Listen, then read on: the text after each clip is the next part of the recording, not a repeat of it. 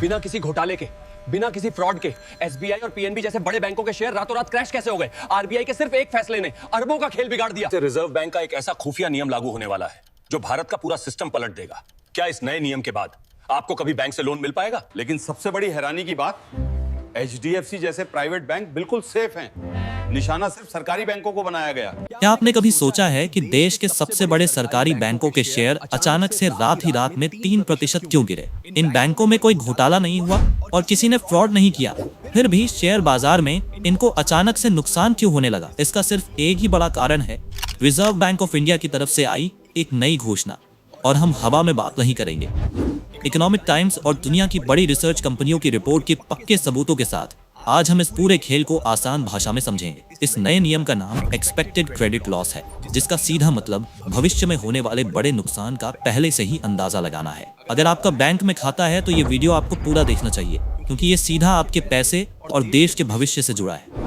इस पूरी बात को अच्छे से समझने के लिए हम सबसे पहले एक स्कूल का बहुत ही आसान सा उदाहरण लेकर अपनी शुरुआत करते हैं। पहले ये टीचर बच्चों को सिर्फ तब डांटता था जब बच्चे अपनी फाइनल परीक्षा में पूरी तरह से फेल होकर अपना नुकसान कर लेते थे।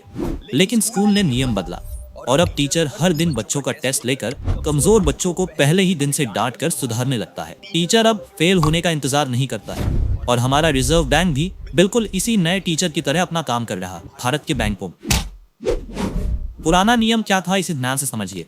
बैंक जो लोन बांटता है वो हम आम लोगों का ही पैसा है। मान लीजिए बैंक ने 1 करोड़ का लोन दिया। अगर इंसान 90 दिनों तक अपनी किस्त नहीं भरता था तब बैंक की नींद खुलती थी।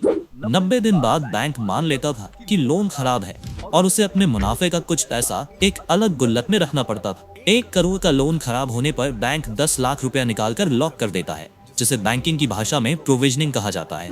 अगर इंसान 1 साल तक पैसा नहीं देता तो बैंक को गुल्लक में 40 लाख रुपए डालने पड़ते थे ताकि खुद को बचाया जा सके। पुराने नियम में सबसे बड़ी दिक्कत यही थी कि बैंक तब नींद से जागता था जब उसका पूरा नुकसान पहले ही हो चुका होता था। रिजर्व बैंक ने कड़ा कदम उठाते हुए कहा कि अप्रैल 2027 से पुराना नियम बिल्कुल खत्म और नया ईसीएल नियम लागू होगा। नए नियम में बैंक 90 दिन का इंतजार नहीं करेगा और लोन देने वाले दिन ही आपकी कमाई और काम का पूरा रिकॉर्ड चेक करेगा। अगर सिस्टम ने बताया कि लोन न चुकाने के 10% चांस है तो बैंक पहले ही दिन 10 लाख रुपए निकालकर लॉक कर देगा। बैंक अब नुकसान का इंतजार नहीं करेगा और पहले दिन से ही जो पैसा गुल्लक में लॉक होगा बैंक उस पैसे को छू नहीं सकता। अब सवाल आता है कि जब नया नियम देश के लिए अच्छा है और बैंक सेफ हैं, तो फिर सरकारी बैंकों के शेयर क्यों गिरे?